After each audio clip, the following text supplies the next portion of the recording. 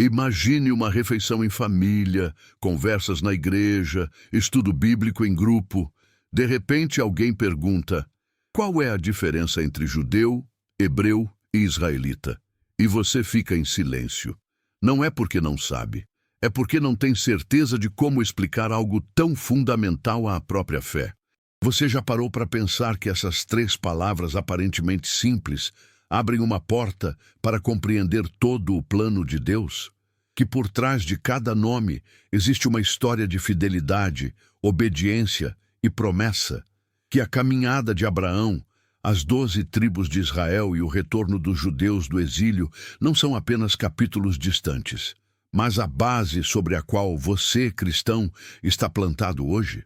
Neste vídeo, você não apenas aprenderá as diferenças entre esses termos. Você descobrirá como eles se entrelaçam no grande plano divino, como cada um representa uma fase crucial da revelação de Deus, e o que isso significa para sua fé aqui e agora. Se você ama mergulhar nos fundamentos da Bíblia, entender as raízes da sua fé e descobrir como Deus trabalha através de nomes, promessas e gerações, você precisa assistir até o final. Deixa um like, se inscreve no canal e ativa o sininho, porque vamos juntos desvendar um segredo que transformará a forma como você lê a palavra. Fique conosco até o final para descobrir a palavra secreta, que resume tudo isso em uma verdade que mudará sua perspectiva. Vamos começar? Antes de separarmos essas três palavras como peças de um quebra-cabeça, precisamos entender de onde cada uma vem. E para isso, vamos voltar muito atrás, milhares de anos, até o deserto da Mesopotâmia, onde um homem chamado Abrão recebeu um chamado que mudaria tudo. A Bíblia nos diz em Gênesis 14:13 que Abrão, o hebreu, ivri. O que significa hebreu? Há aqui uma beleza profunda. A palavra hebreu vem da raiz hebraica avar, que significa atravessar. Um hebreu é aquele que atravessa, que passa adiante, um peregrino, um nômade. Não é simplesmente um termo geográfico ou étnico, é um chamado espiritual. Abraão era um atravessador. Deixou sua terra conhecida para seguir um Deus invisível rumo a uma terra que nem conhecia. Referências: Gênesis 11:31, Gênesis 12:1-4. Abraão é chamado de hebreu, porque sua vida é caracterizada pela travessia contínua da fé. Agora, séculos depois, encontramos um nome novo. Gênesis 32:28. Jacó, o filho de Isaque, neto de Abraão, teve um encontro extraordinário. Lutou com um anjo de Deus a noite toda, e quando perguntou: qual é o teu nome? O anjo respondeu: teu nome não será mais Jacó, mas Israel, porque você lutou com Deus e com homens, e prevaleceu. Israel significa quem prevalece com Deus, ou quem luta com Deus, do hebraico yashar, prevalecer, e El, Deus. Esse nome não era apenas pessoal. Em Gênesis 49 e Êxodo 1, vemos que seus 12 filhos se tornaram as 12 tribos de Israel. A promessa individual de Abraão agora se torna uma promessa nacional. Israelita, aquele que pertence a Israel, membro de um povo escolhido por Deus com uma missão coletiva. Referências: Êxodo 3:16, Êxodo 12:3, Números 1:2. O termo israelita marca a formação de uma nação. Mas espera, quando é que o termo judeu entra nessa história? Aqui precisamos de prudência histórica.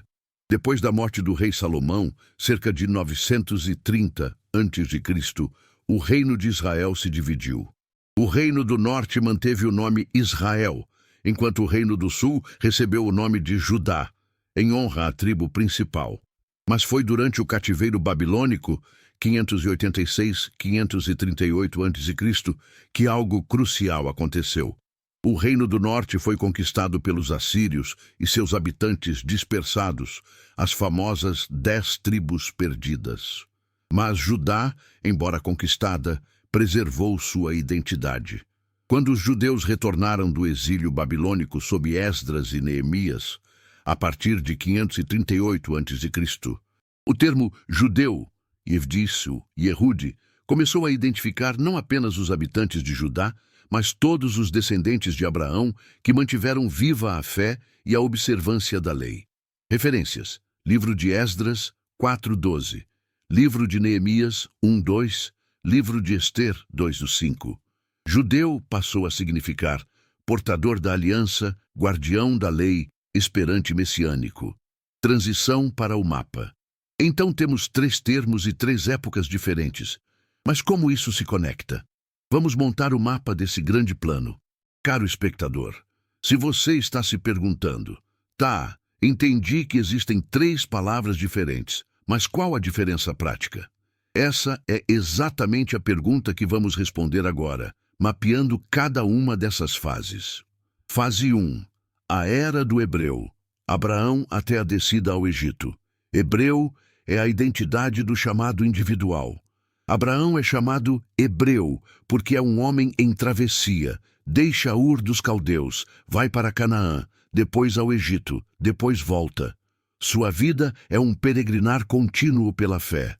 O termo hebreu não descreve uma grande nação ainda, mas um caráter, um tipo de fé.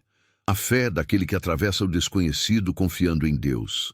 Isaac e Jacó também são chamados de hebreus porque herdam esse chamado. Fase 2, a Era do Israelita. Jacó até o exílio babilônico. Israelita é a identidade da promessa corporativa.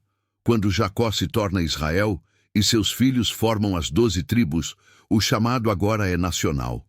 Não é mais um homem atravessando, são milhões de pessoas, uma nação inteira que Deus escolhe para ser seu povo, portador da lei, centro de sua revelação.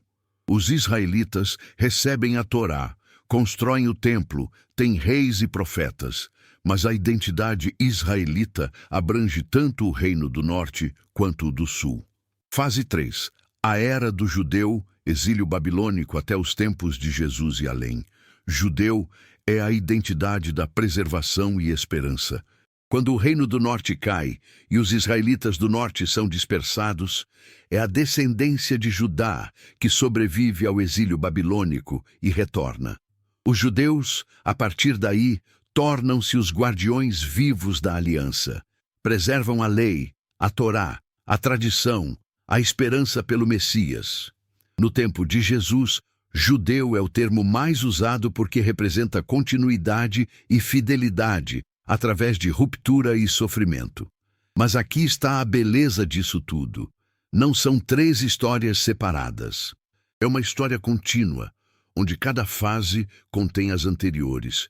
Um judeu é sempre um israelita, descendente das tribos de Israel, e sempre um hebreu, herdeiro da fé de Abraão, que atravessa, que confia, que se move pela fé.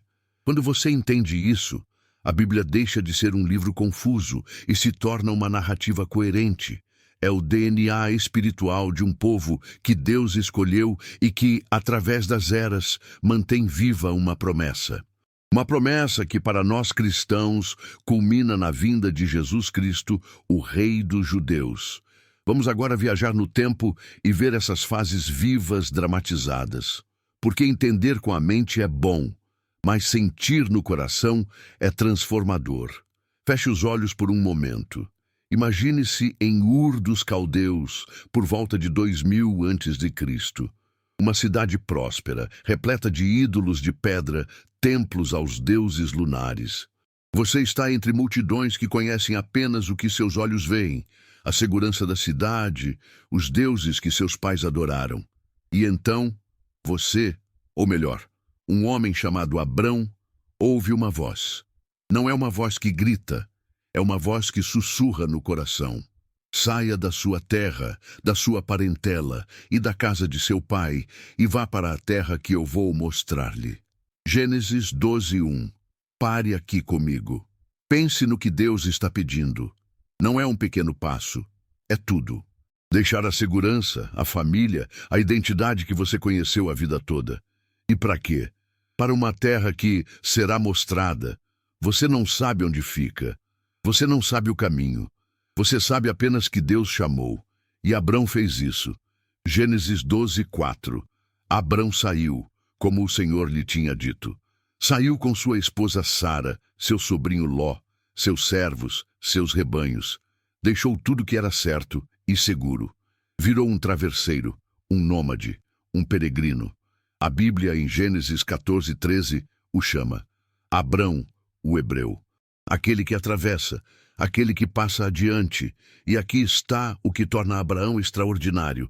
Essa travessia não foi uma única jornada, foi uma vida inteira de travessias. Em Gênesis 12, ele vai de Ur para Canaã. Em Gênesis 12:10, uma fome o força a descer ao Egito. De volta a Canaã, ele viaja, ele segue. Às vezes, ele tropeça. Em Gênesis 12:13, tem medo e mente sobre Sara, sua esposa, dizendo que é sua irmã. E ainda assim, Deus o mantém. Depois, em Gênesis 15, Deus faz uma aliança com Abrão. Seus descendentes serão tão numerosos quanto as estrelas do céu. Abrão tem 75 anos. Ainda não tem filhos, mas ele acreditou. E depois, em Gênesis 22, vem o teste supremo. Deus diz: tome seu filho único, Isaque, aquele que você ama, e leve-o à terra de Moriá. Sacrifique-o ali como holocausto. Imagine a luta interior de Abrão, o filho que esperou décadas para ter, o filho que é a promessa encarnada. E agora, Deus pede esse filho. E Abrão novamente atravessa, pela fé. Ele se levanta cedo de manhã, pega Isaque, pega lenha e vai. Gênesis 22:3-4. Abrão madrugou, preparou seu asno e levou consigo 2 de seus servos e seu filho Isaque. Partiu para o lugar que Deus lhe indicara. No terceiro dia, levantando os olhos, viu de longe o lugar.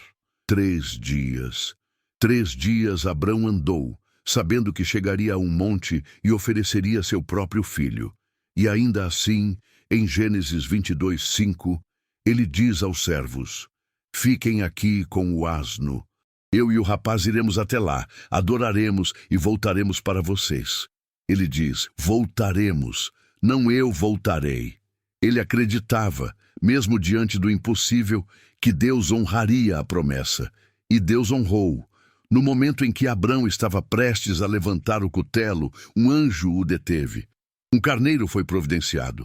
E Gênesis 22:16-17 registra a promessa renovada. Juro por mim mesmo, diz o Senhor, que porque fizeste isso e não me recusaste o teu filho, o teu único filho, bem hei de te abençoar e bem multiplicarei a tua descendência como as estrelas do céu e como a areia da praia.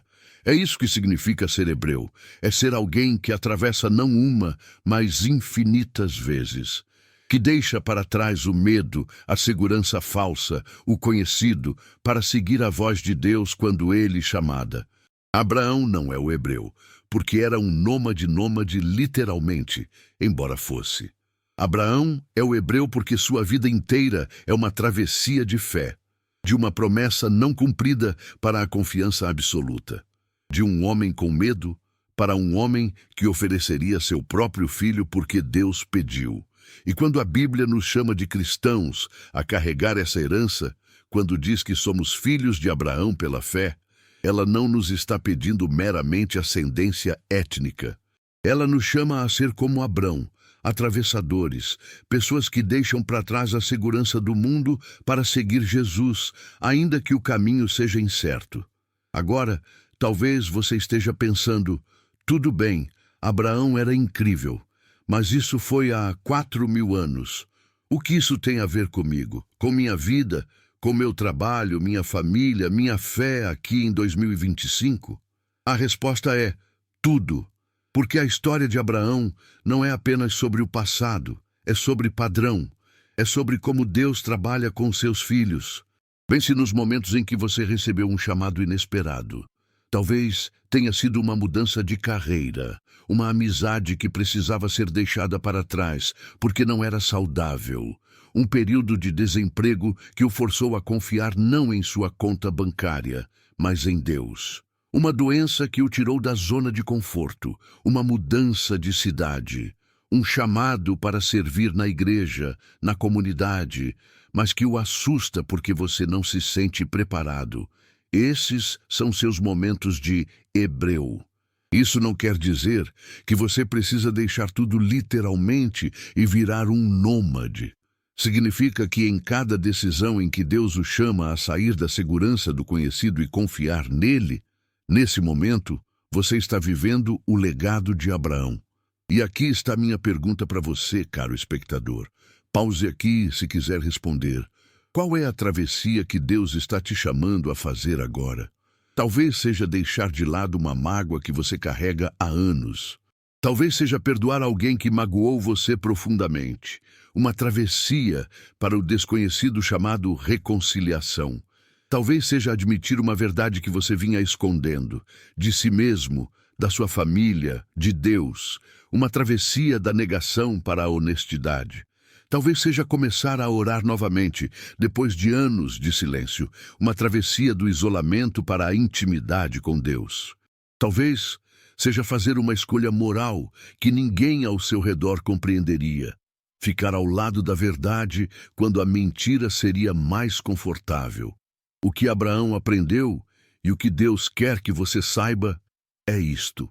Quando você atravessa pela fé, quando você deixa para trás a ilusão de segurança e confia na voz de Deus, você não está sozinho. Deus não apenas o chama, Ele o acompanha. Às vezes de formas que você não pode prever, não pode controlar, não consegue explicar a ninguém, mas Ele está lá. Gênesis 12, 7, 8. O Senhor apareceu a Abrão e disse: "A tua descendência darei esta terra." Abrão construiu um altar ali ao Senhor, que lhe havia aparecido. De lá passou para a região do Oriente, perto de Betel. Viu? Deus aparecia, não uma única vez, continuamente. Abraão construía altares. Altares não eram apenas símbolos de adoração, eram marcos. Marcos que diziam: aqui Deus me encontrou, aqui Deus falou, aqui é seguro confiar. Você pode construir seus próprios altares. Talvez seja um diário onde você registra como Deus o guiou. Talvez seja um lugar em sua casa onde você ora diariamente. Talvez seja uma comunidade de fé onde você compartilha sua jornada e é fortalecido. Talvez seja um ritual semanal onde você relembra: Deus cuidou de mim até aqui, Ele continuará cuidando. Ser hebreu hoje é ser um atravessador de fé, é dizer: Senhor, eu não entendo o caminho, mas entendo a tua voz e vou seguir. Mantenha essa verdade em seu coração enquanto nos movemos para a próxima fase da história, porque agora deixamos Abraão e seus filhos e avançamos para o momento em que seus descendentes se tornam não mais uma família, mas uma nação. Se Abraão foi o primeiro atravessador, o hebreu que deixou tudo para seguir a Deus, seus descendentes herdaram esse chamado, mas em escala amplificada. Não seriam mais uma família, mas multidões, uma nação, um povo. E para entender quando e como isso aconteceu, precisamos nos mover para Gênesis 32. Jacó, neto de Abraão, filho de Isaque, estava com medo. Tinha fugido de sua casa anos antes, porque havia enganado seu irmão Esaú para roubar a bênção de primogênita. Agora, ao voltar para casa, soube que Esaú estava vindo ao seu encontro com 400 homens. 400. Um exército pessoal. Jacó estava apavorado. Dividiu seu povo em 2 grupos, pensando que se um fosse atacado, o outro conseguiria escapar. E então, naquela noite, sozinho, um homem aproximou-se e começou a lutar com ele. Gênesis 32, 24 ou 25. Jacó ficou sozinho, e um homem lutou com ele até o romper da aurora. Vendo que não prevalecia contra ele, tocou na articulação da coxa de Jacó.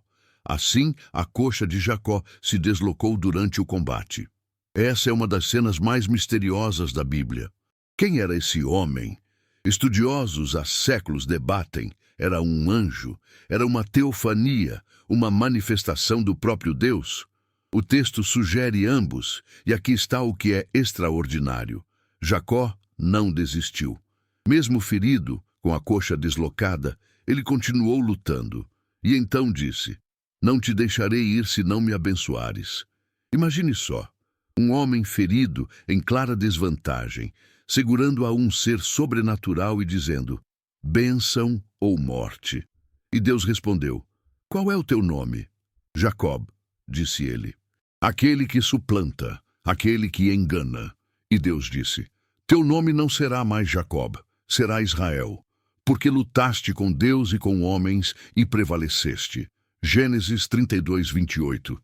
Israel significa literalmente que prevalece com Deus. Uma combinação de Yashar, prevalecer, ser direto, ser honesto, e El, Deus. Mas note a profundidade aqui. Jacó era enganador. Seu próprio nome, Jacó, era uma lembrança de sua natureza, suplantar, trapacear. Mas quando encontrou Deus genuinamente, quando lutou com ele, quando se ofereceu completamente, seu nome foi transformado. Ele não seria mais definido por suas falhas, mas por seu encontro com Deus. Isso é teologia profunda. Isso é esperança. Agora, Jacó tinha 12 filhos, e esses 12 filhos se tornaram os fundadores das 12 tribos de Israel. Gênesis 49 lista essas tribos: Ruben, Simeão, Levi, Judá, Zebulon, Issacar, Dan, Gade, Azer, Naftali, José, que se dividiu em Efraim e Manassés, e Benjamim. Cada tribo tinha sua própria herança, sua própria história, sua própria identidade. Mas todas compartilhavam uma identidade coletiva. Eram israelitas. Eram filhos de Israel. Eram o povo que lutou com Deus e prevaleceu. Quando Israel desceu ao Egito durante a fome em Gênesis 46, eles eram uma família grande, mas ainda família. Mas em Êxodo, eles se tornaram uma nação. Êxodo 1:7. Os filhos de Israel foram fecundos, multiplicaram-se extraordinariamente, tornaram-se muito poderosos, e a terra foi cheia deles. Êxodo 12:37 e 38. Os filhos de Israel viajaram de Ramsés para Sucote, uns 600.000 a pé, fora as crianças. E também subia com eles uma multidão mista, com rebanhos e gado em grande quantidade. 600.000 homens. Mais mulheres, crianças, servos. Falamos de mais de 2 milhões de pessoas. Um povo, uma nação inteira. E essa nação, em Êxodo 19:20, recebeu a lei, os 10 mandamentos, toda a Torá. Não eram mais apenas herdeiros de uma promessa, eram portadores de uma responsabilidade. Deuteronômio 14:2. Pois você é um povo santo para o Senhor, seu Deus. O Senhor, seu Deus, o escolheu para ser seu povo particular, mais do que todos os povos da terra. Agora, aqui eu quero ser cuidadoso com você. Existem debates acadêmicos sobre a datação do Êxodo, sobre a historicidade de cada detalhe. Diferentes escolas de arqueologia têm diferentes posições. O que é seguro dizer? Há evidências extrabíblicas de um povo chamado Israel na região de Canaã durante o 2º milênio a.C. A estela de Meremptah, um artefato egípcio de cerca de 1213 a.C., menciona Israel como um povo na região. Há também evidências arqueológicas de 2 reinos distintos, o Reino do Norte, Israel, e o Reino do Sul, Judá, existindo lado a lado até cerca de 722 a.C. E quando o Reino do Norte foi conquistado pela Assíria, o ponto não é construir fé em cima de arqueologia. Fé é confiança. Mas é reconfortante saber que a Bíblia não nos pede para ignorar a história. Ao contrário, está enraizada nela. Durante os reinados de Davi e Salomão, aproximadamente 1930 a.C., os 12 tribos foram unidas sob um único reino. Foi um período de ouro. Expansão territorial, construção do templo, reconhecimento internacional. Mas após a morte de Salomão, o reino se dividiu. 1 Reis 12:20. Quando todo Israel soube que Jeroboão tinha voltado, enviaram e o chamaram para a assembleia e o fizeram rei sobre todo Israel. Somente a tribo de Judá seguiu a casa de Davi. Agora, tínhamos 2 reinos. O reino de Israel no norte, com 10 tribos, e o reino de Judá, no sul, com as tribos de Judá e Benjamim, além de parte de Levi. Ambos eram israelitas, ambos eram descendentes de Jacó, ambos tinham direito ao nome Israel. Mas agora eram politicamente divididos. E essa divisão abriu a porta para o próximo grande capítulo da história. Um capítulo de queda, exílio e, extraordinariamente, preservação. Porque o que aconteceu aos dois reinos de Israel nos próximos séculos não foi meramente história política. Foi a preparação para algo que transformaria completamente a identidade do povo e criaria o termo que ainda usamos hoje, judeu. Mas antes de entrarmos nisso, vamos respirar juntos por um momento e deixar que a graça de Deus nos restaure. Até agora, vimos Abraão atravessando. Vimos Jacó lutando e sendo transformado. Vimos Israel, centenas de milhares de pessoas, sendo formado como nação, recebendo a lei, construindo um reino. Mas agora, vamos ver essa nação cair. Não é uma queda rápida, é lenta. É progressiva. É a história de um povo que gradualmente se afasta de Deus. Durante os séculos entre 900 a.C. e 586 a.C., a Israel, ambos os reinos, enfrentaram uma sucessão de reis. Alguns foram justos, muitos não foram. 1 Reis 16, 30-33. Acabe fez o que era mal perante o Senhor, mais do que todos os seus antecessores. Não lhe bastou andar nos pecados de Jeroboão, filho de Nebate. Casou-se com Jezabel, filha do rei dos Sidônios, e serviu a Baal e o adorou. Levantou um altar a Baal no templo de Baal, que construiu em Samaria. E durante esses séculos, Deus enviou profetas.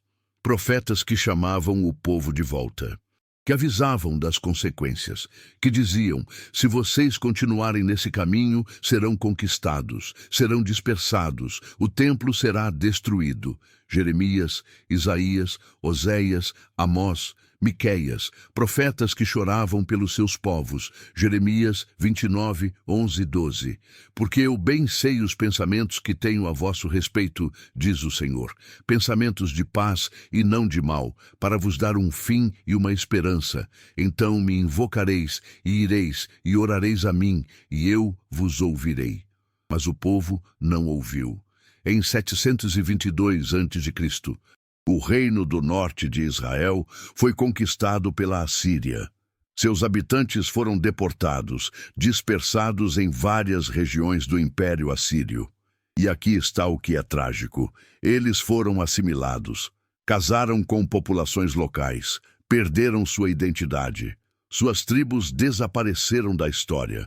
Tornaram-se aquelas 10 tribos perdidas que ainda mencionamos. Segundo os Reis 17, 23, 24. O Senhor removeu Israel de sua presença, como tinha dito por seus servos, os profetas. E assim, Israel foi levado do cativeiro para a Síria até hoje. Mas Judá, o reino do sul, sobreviveu por mais de um século. Alguns de seus reis foram piedosos. Houve momentos de renovação, mas gradualmente também se afastou. Em 586 a.C., Nabucodonosor, rei da Babilônia, conquistou Jerusalém. Lamentações 1:1. Como se senta solitária a cidade que era populosa. Tornou-se como viúva aquela que era grande entre os povos. Aquela que era princesa entre as províncias tornou-se tributária. O templo foi destruído. A Arca da Aliança desapareceu. Os líderes foram mortos ou levados em cativeiro. O povo foi deportado para a Babilônia. E aqui você pode pensar, é o fim. O povo escolhido de Deus foi destruído. A promessa feita a Abraão terminou aqui, em ruínas. Mas não. Porque mesmo no cativeiro, especialmente no cativeiro, algo extraordinário aconteceu.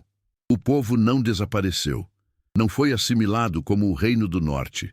Em vez disso, entre os exilados na Babilônia, algo novo nasceu. Uma determinação, uma memória, uma preservação da identidade. Salmo 137, um salmo escrito durante o cativeiro, diz: junto aos rios da Babilônia, sentávamo-nos e chorávamos, lembrando-nos de Sião. Eles não esqueceram, cantavam, oravam, Mantinham vivos os ensinamentos, começavam a escrever, a compilar os textos sagrados.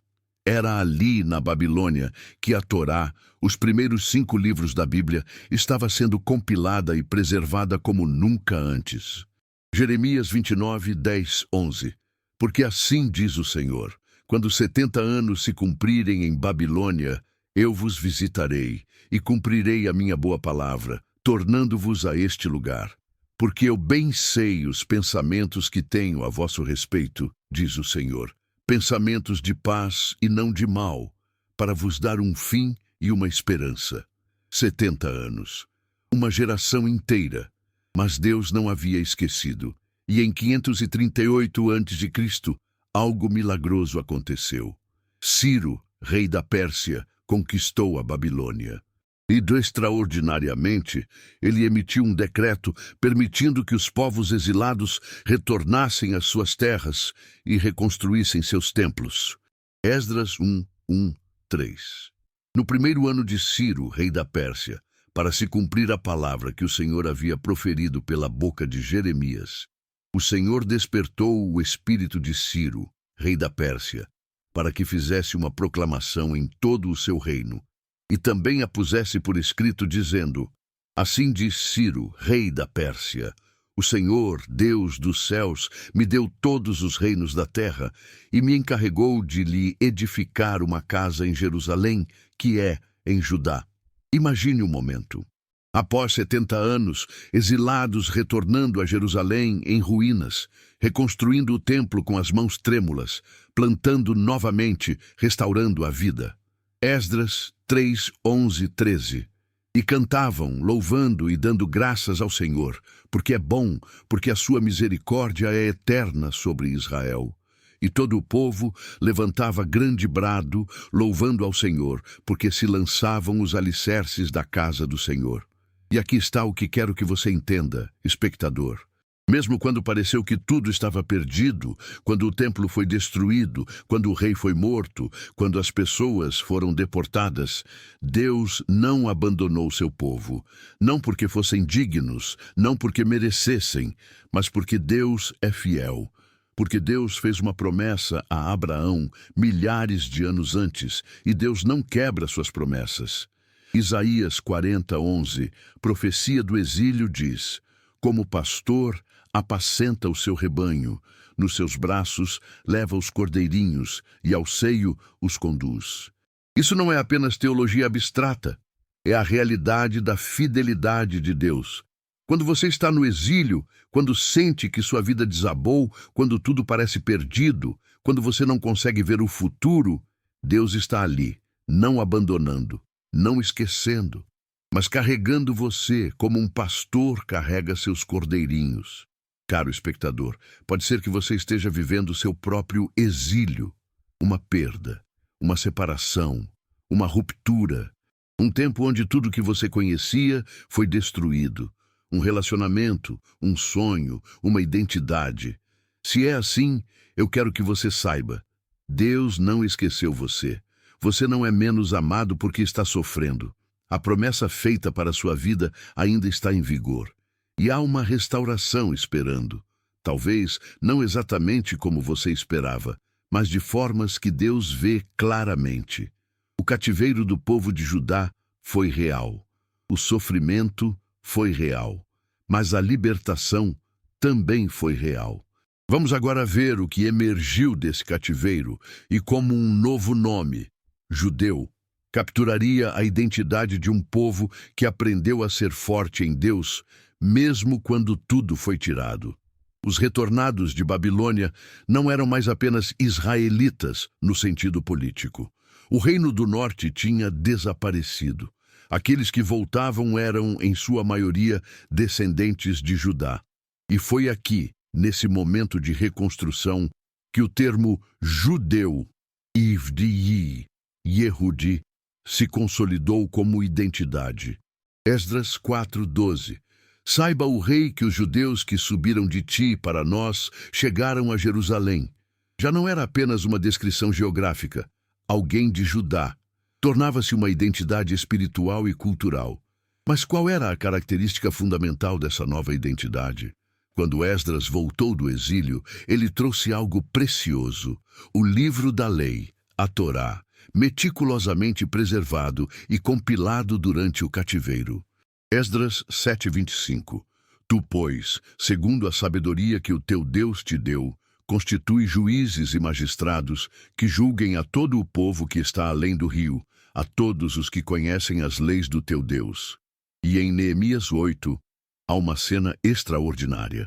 Toda a comunidade se reúne em Jerusalém e Esdras lê a lei em voz alta. Neemias 8:1-3. Então todo o povo se reuniu como um só homem na praça que fica diante da porta das águas. Disseram a Esdras que trazisse o livro da lei de Moisés que o Senhor havia prescrito para Israel. Esdras trouxe a lei perante a assembleia dos homens e das mulheres e todos os que eram capazes de entender. E ele leu em voz alta dela, desde a madrugada até o meio-dia, na presença dos homens, das mulheres e daqueles que podiam entender. E os ouvidos de todo o povo estavam atentos ao livro da lei. E quando o povo ouve as palavras, chora. Neemias 8:9. E Neemias, que era o governador, e Esdras, o sacerdote, escriba, e os levitas que ensinavam ao povo disseram a todo o povo: Este dia é consagrado ao Senhor, vosso Deus. Não vos entristeçais, nem choreis. Mas eles choravam, porque ao ouvir a lei, reconheciam: afastamo-nos disso, deixamos isso, e ainda assim Deus nos trouxe de volta. Após o retorno do exílio, algo crucial aconteceu. A tradição oral começou a ser escrita. Durante séculos, a lei e os ensinamentos eram transmitidos oralmente, de pai para filho, de mestre para discípulo. Mas a experiência do cativeiro havia mostrado: precisam escrever, precisam preservar, precisam garantir que nada seja perdido novamente. Assim nasceu o que chamamos de Torá escrita, os 5 primeiros livros da Bíblia. Redação final durante ou logo após o retorno do exílio. E mais tarde, nasceria a tradição, a Mishnah e o Talmud, que seriam camadas de interpretação e aplicação da lei. Um judeu, a partir de então, era alguém que 1. Descendia de Judá, a continuidade histórica. 2. Observava a lei, a continuidade espiritual. 3. Participava da comunidade de fé, a continuidade social. 4. Esperava pelo Messias, a continuidade escatológica. Porque algo extraordinário acontecia também nessas comunidades: o crescimento da esperança messiânica. Durante os séculos anteriores, os profetas de Israel haviam falado de um futuro libertador, um ungido, um Messias, um filho de Davi que traria restauração. Isaías 9, 6, 7.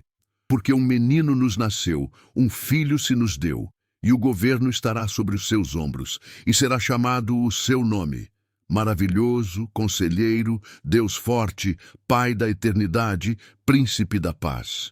Do acréscimo de seu governo e da paz não haverá fim, sobre o trono de Davi e sobre o seu reino, para o estabelecer e o sustentar no juízo e na justiça, desde agora e para sempre. Miqueias 5:2. E tu, Belém Efrata, pequena demais para estar entre os milhares de Judá, de ti me sairá aquele que há de ser o dominador em Israel, cujas saídas são desde os dias da eternidade.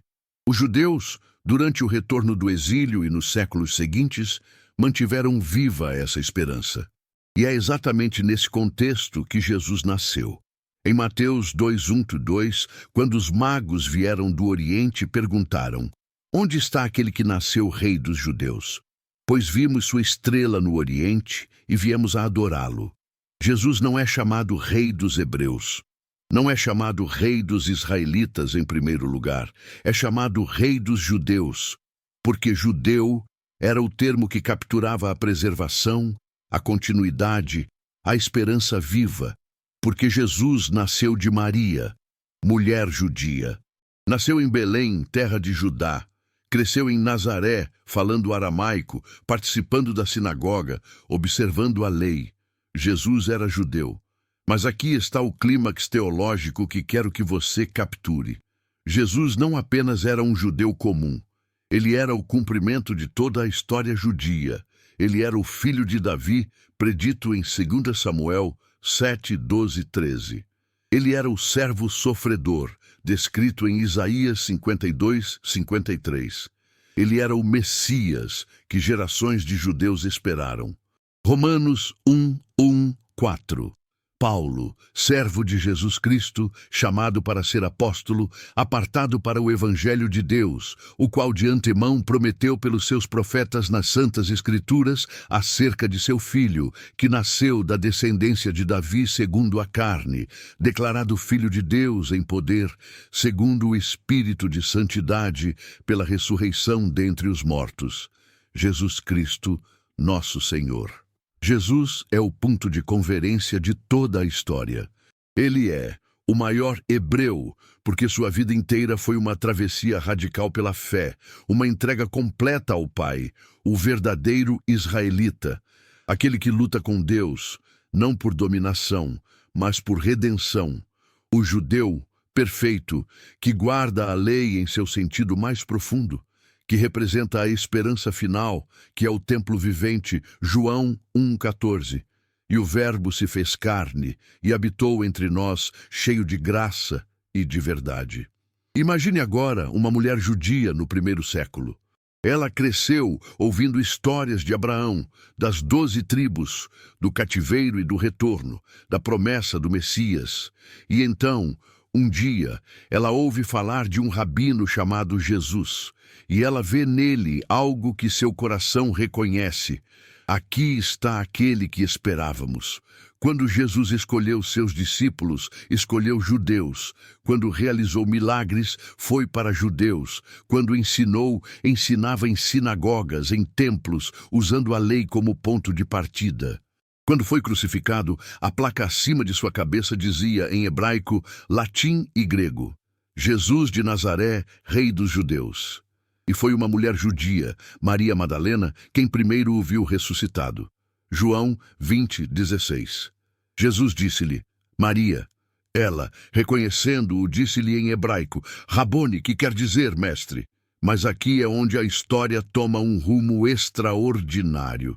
Porque se Jesus foi o Messias judeu, e se ele veio para cumprir a promessa feita a Abraão, em você todas as nações da terra serão abençoadas. Então, o que isso significa para não-judeus? Para você, talvez, que está assistindo agora? Gálatas 3, 7 e 9. Sabei, pois, que os que são da fé é que são filhos de Abraão. Ora, a Escritura, vendo que Deus havia de justificar os gentios pela fé, anunciou de antemão o Evangelho a Abraão, dizendo, em ti serão abençoadas todas as nações. De sorte que os que são da fé são abençoados com Abraão, o crente. É aqui que o círculo se completa. A promessa feita a um homem, Abraão, o hebreu, se torna a possibilidade aberta a todas as nações, através de Jesus. Caro espectador, vamos parar aqui por um momento e respirar juntos, porque tudo o que discutimos até agora, Abraão, Jacó, Moisés, os profetas, o exílio, o retorno, Jesus, não é meramente uma aula de história bíblica, é um convite. Um convite para você entender quem você é no plano de Deus. Se você não é descendente biológico de Judá, você talvez esteja se perguntando, tudo bem, mas o que isso tem a ver comigo? Como essas histórias me incluem? A resposta está em Romanos 9, 6, 8. Paulo escreve, nem todos os que descendem de Israel são israelitas, nem todos os filhos de Abraão são sua descendência, mas em Isaque será chamada tua descendência. Quer dizer, não são os filhos da carne que são filhos de Deus, mas os filhos da promessa é que são contados como descendência. Há duas coisas acontecendo aqui, e ambas são para você. Em primeiro lugar, existe algo chamado Israel espiritual. Não é sobre DNA, é sobre fé. É sobre pertencer à família de Abraão, não por sangue, mas por confiança. Quando você, como cristão, coloca sua fé em Jesus Cristo, você se torna parte da linhagem de Abraão. Você herda a promessa. Você é contado como descendente. Gálatas 3, 26, 29.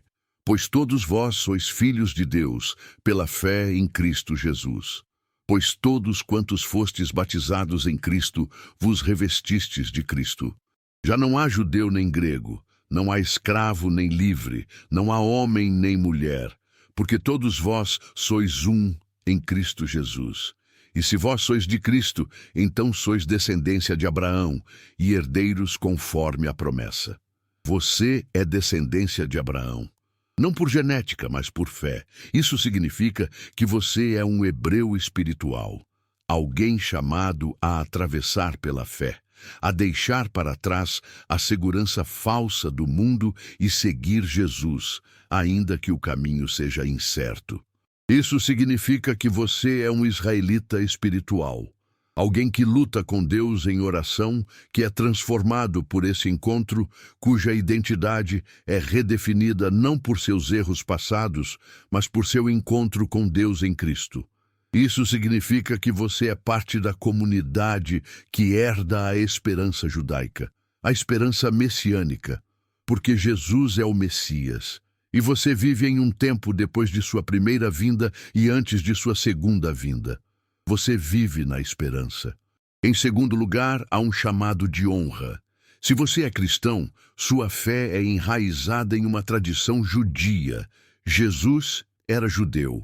Os apóstolos eram judeus.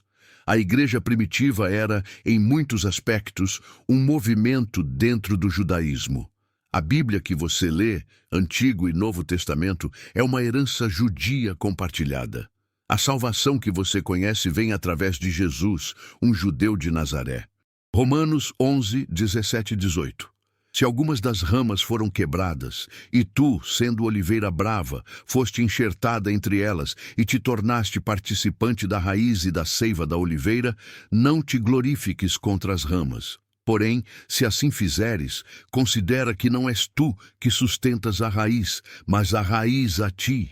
Há uma responsabilidade de humildade aqui e uma oportunidade de honra, honrar a história judia. Reconhecer que tudo o que você tem, a Escritura, o Messias, a esperança, vem de um povo que Deus escolheu. Entender os judeus não como rivais do cristianismo, mas como irmãos e irmãs cujas raízes compartilhadas com você correm profundamente através da história. Agora, o que isso significa na prática? Como você vive essa identidade? 1. Viva a fé de Abraão. Isso significa estar disposto a deixar para trás aquilo que você conhece quando Deus o chama. Sua carreira cômoda? Deixe para trás se Deus pedir. Sua vida confortável? Deixe para trás se o chamado vier. Suas práticas, hábitos, relacionamentos que o mantêm afastado de Deus? Deixe-os para trás. Seja um travesseiro de fé. 2. Lute com Deus como Jacó. Isso significa trazer suas perguntas, suas dúvidas, suas frustrações para Deus em oração. Não deixe de lado as lutas espirituais. Traga-as a Deus. Diga, não te deixarei ir enquanto não me abençoares. Permita que Deus o transforme. Deixe seu nome ser mudado, de enganador para prevalecedor, de fracassado para vencedor, de perdido para encontrado. 3. Guarde a lei em espírito. Os judeus, após o exílio, tornaram-se guardiões de uma lei escrita. Você não vive sob lei cerimonial mais. Jesus cumpriu isso. Mas você vive sob a lei do Espírito. Isso significa guardar os princípios éticos da Torá, amar a Deus, amar ao próximo, praticar justiça, misericórdia e humildade. 4. Viva na esperança messiânica. Os judeus esperaram séculos pelo Messias. Você sabe que ele veio, mas você também espera pela sua volta. Viva nessa tensão. O Messias já veio, mas ainda não voltou. Você está em um tempo de transição. Isso deve transformar a forma como você vive. Se você quer aprofundar essa reflexão, aqui estão algumas práticas. 1. Leia Gênesis 12, 22, a jornada de Abraão. Enquanto lê, pergunte a si mesmo: qual é minha terra? O que Deus está me pedindo para deixar para trás? 2. Leia Gênesis 32, a luta de Jacó. Oração. Senhor, quero lutar com você. Quero que meu nome seja mudado. Quero prevalecer. Traga seus conflitos interiores para essa oração. 3. Leia Romanos 9, 11, onde Paulo fala sobre o Israel espiritual. Deixe as palavras dele transformarem sua compreensão de quem você é em Cristo. 4. Estude a Torá. Leia os 5 livros de Moisés com atenção. Descubra os princípios subjacentes. Veja como eles ecoam na vida de Jesus e na vida cristã. 5. Ore pela paz de Jerusalém. Salmo 122, 6. Orai pela paz de Jerusalém. Que esses lugares onde a história se desdobrou se tornem lugares de paz. Lembre-se disso. Deus continua chamando atravessadores de fé. Não apenas no primeiro século, não apenas no primeiro milênio, mas hoje, agora, em sua vida. Você é herdeiro de uma promessa de 4.000 anos. Você é parte de uma história que começa com Abraão saindo de sua terra e continua até você, aqui e agora. A pergunta é: você aceitará? Você será um hebreu, um atravessador, um israelita, alguém que luta e prevalece com Deus, um herdeiro da esperança judia encarnada em Jesus Cristo? Deixa eu resumir tudo isso em uma forma clara e concisa para você levar daqui. Hebreu, aquele que atravessa pela fé. Abraão é o protótipo. Você é convidado a ser um atravessador, deixando para trás a falsa segurança do mundo. Israelita, aquele que pertence a uma promessa nacional corporativa. Jacó recebeu esse nome quando lutou com Deus. Os 12 filhos formaram uma nação. Você é parte de um povo chamado, a Igreja, o corpo de Cristo, judeu, aquele que preserva a aliança, que espera pela redenção, que guarda a lei. Após o exílio, o termo consolidou a identidade espiritual. Você herda essa esperança messiânica ao reconhecer Jesus como o Messias. Todos os 3 são unidos em uma verdade. Deus é fiel. Deus chama. Deus resgata. Deus cumpre suas promessas. E aqui está a palavra secreta que prometi no início. A promessa de Deus não é histórica apenas. É viva, é atual, é para você. Hebreus 13, 8. Jesus Cristo é o mesmo ontem, hoje e para sempre. A promessa que Abraão recebeu é a promessa que você recebe hoje. A transformação que Jacó experimentou está disponível para você agora. A esperança que os judeus preservaram através do cativeiro é a esperança que você pode viver em qualquer escuridão que enfrente. Agora, preciso de você. Preciso que você faça 3 coisas. 1. Comente abaixo. O que mais tocou você neste vídeo? Qual parte da história falou mais fundo ao seu coração? Quero ouvir de você. 2. Nos diga de onde você está assistindo. De que cidade está? De qual estado? Há quantos anos você é cristão? Essa informação nos ajuda a conhecer nossa comunidade melhor. 3. Compartilhe com alguém que você ama. Se você sente que este vídeo trouxe clareza, que despertou algo em você, compartilhe com um amigo, uma amiga, um membro da sua família, alguém do seu pequeno grupo na igreja. Porque essa é a beleza da palavra de Deus. Quanto mais é compartilhada, mais ela cresce e transforma. Que a bênção de Abraão seja sobre você. Que o Espírito de Israel, aquele que prevalece em oração, seja seu. Que a esperança messiânica que os judeus guardaram transforme sua vida. Você é amado, você é chamado, você é parte de uma história eterna. Que Deus abençoe você sempre. Inscreva-se, ative o sininho e vejo você no próximo vídeo. Até o próximo episódio. Paz.